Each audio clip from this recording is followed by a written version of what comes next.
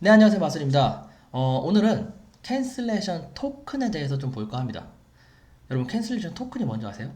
캔슬레이션 토큰이라는 건 우리 단넷에서 비동기 함수가 끝나기 전에 우리가 취소해야 될 경우가 있을 텐데 그 경우를 표준적으로 하는 방법을 제공하는 그때마다 캔슬레이션 토큰이라는 걸 저희가 사용하게 됩니다. 이 캔슬레이션 토큰이라는 걸 사용하기 위해서는 이 캔슬레이션 토큰을 생산하는 캔슬레이션 토큰 소스라는 것도 같이 반드시 사용해야 됩니다.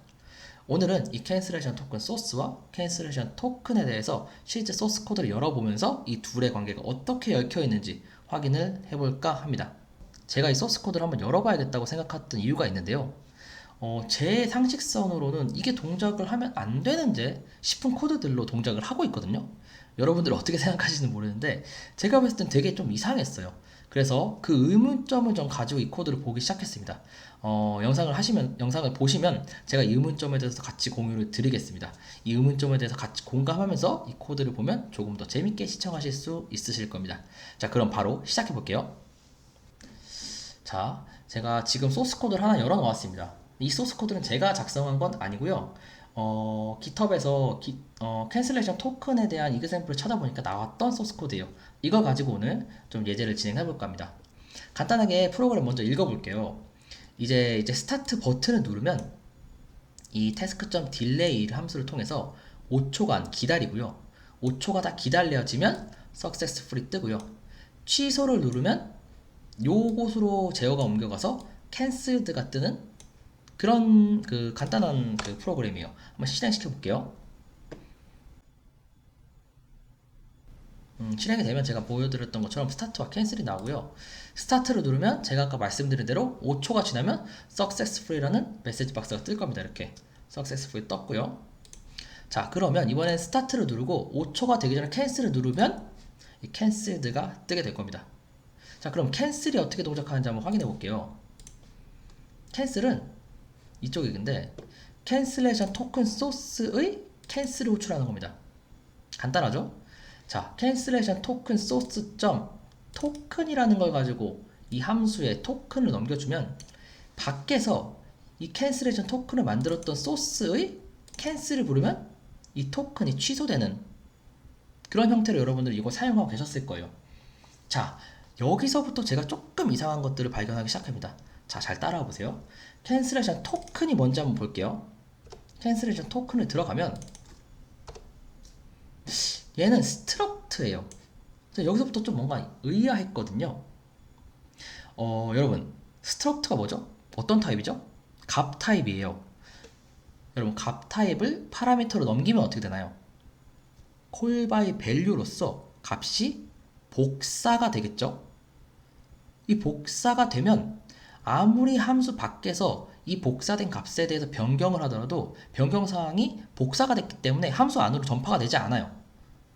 그런데 지금 여러분들 이 함수를 어떻게 쓰는지 한번 확인해 보세요. 이 토큰 소스.점 토큰으로 토큰을 만들어서 이 함수에 넘겼어요. 얘는 복사가 됐겠죠? 얘는 스트럭트입니다. 그런데 이 복사된 스트럭트를 함수 밖에서 어떤 값을 바꿨더니 이 복사된 값에 그 값이 전파가 됩니다. 그래서 안쪽에서는 캔슬이 된지 안 된지 알 수가 있어요. 이게 스트럭트인데 전 여기서부터 내가 아는 콜바이 밸류는 이렇게 동작하지 않는 것 같은데 라는 생각이 좀 들었습니다. 여기서 콜바이 밸류를 아주 간단하게 복습 한번 하고 갈게요. 자, 콜바의 밸류가 뭐였죠? 예를 들어서 이렇게 펑크라는 함수에 int a가 있다고 쳐봅시다.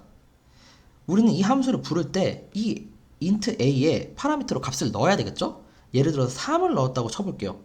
그러면 이 3이 어떻게 되냐면 여기에 복사가 됩니다. 이 스택에 복사가 돼요. 그러면 이 함수 안에서 이 a에 1을 플러스 해봤자 이 함수 밖에 있는 것과 전혀 연관이 없습니다. 마찬가지로 얘랑 그 함수 밖에 있는 변수에 곱하기 2를 해도 이 함수 안에 있는 건 아무런 관련이 없어요. 이게 제가 말씀드린 것처럼 call by value입니다. 스트럭트 역시 밸류 타입이기 때문에 이런 식으로 동작해야 된다고 저는 생각을 했어요. 그런데 이런 call by value의 특성이 캔슬레이션 토큰에선 일어나고 있지 않습니다. 어떻게 된 거지? 전 여기서 좀 의아했어요. 저만 그런가요, 혹시?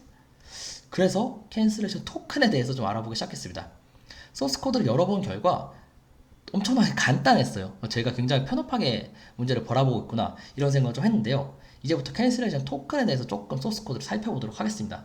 자, 여러분, 캔슬레이션 토큰이 어떻게 생성되나요? 바로 캔슬레이션 토큰 source.token이라는 프로퍼티로 생성이 됩니다. 자, 그럼 생성하는 걸 좀 볼게요. 자, 여기서 캔슬레이션 토큰 소스를 봅시다.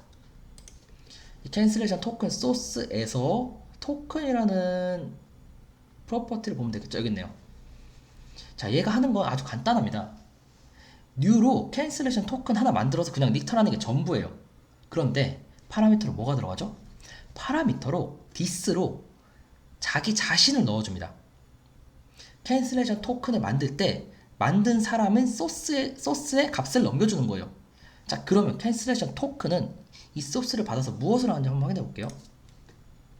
이 캔슬레이션 토큰은 이 소스를 받아서 msource라는 이 프라이빗 변수에 가지고 있습니다.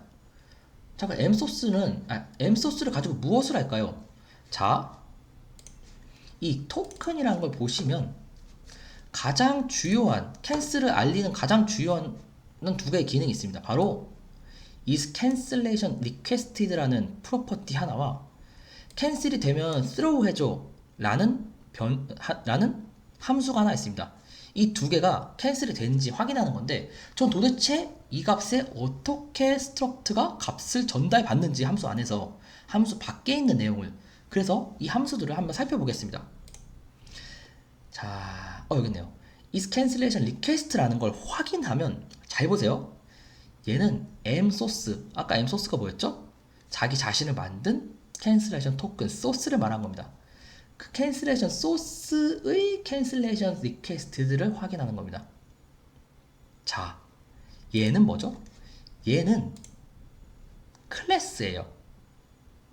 그러니까 cancellation token source가 캔슬 될 때 cancellation token은 비록 struct 타입이지만 그 안에 이 클래스 타입이 있으니까 cancellation token 이 파라미터로 넘겨갔어도 밖에서 조작이 가능했던 것처럼 보이는 겁니다. 간단하죠? 이제 이해가 좀 되시나요? 이걸 좀 그림으로 한번 좀 살펴볼게요. 자, 잘 보세요, 여러분. 여기 cancellation token source가 있다고 봅시다. 얘는 클래스예요. 얘는 함수에 전달될 때 주소값이 전달되기 때문에 함수 밖에서 값을 바꾸면 그 값이 함수 내부로 전달될 수 있습니다. 얘가 token이란 프로퍼티를 통해서 cancellation 토큰을 하나 만들어요. 얘는 struct 타입이에요. 근데 얘가 msource라는 변수를 가지고 자기 자신을 만들었던 cancellation 토큰 소스를 갖고 있습니다. 그리고 이 cancellation 토큰 안에 있는 취소를 확인하는 이런 함수나 기능들은 모두 얘가 아니고 얘를 바라보고 있어요. 그러니 만약에 여기에 어떤 플래그 값이 캔슬로 바뀐다면 이 cancellation 토큰은 스트럭트로서 값이 복사됨에도 불구하고 얘 레퍼런스가 있기 때문에 얘는 밖에서 변경된 값이 여기로 전달되는 것처럼 보이게 되는 겁니다. 자, 이 cancellation 토큰 소스는 cancellation 토큰을 몇 개 만들 수 있을까요? 그냥 계속 무한적으로 만들 수 있어요. 그럼 점 토큰만 하면 new 해가지고 또 다른 토큰을 만들 수 있습니다. 근데 아까 보셨던 것처럼 여기 this를 통해서 자기 자신의 레퍼런스를 넘겨주는 거예요. 그러면 또다시 토큰을 만들고요. 또다시 토큰을 만들고요. 무한적으로 만들었습니다. 그럼 이 상태에서 함수 밖에서 cancellation token source 캔슬을 하면 결국에 여기 안에 있는 상태값이 있거든요. 상태값이 캔슬로 바뀌어요.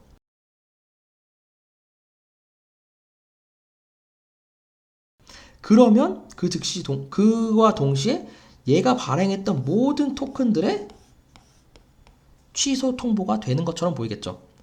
왜냐하면 이 토큰들은 모두 얘 하나를 바라보고 있기 때문입니다. 이해가 되시나요? 이런 식으로 동작을 합니다. 보셨던 것 같이 동작을 하고 있고요.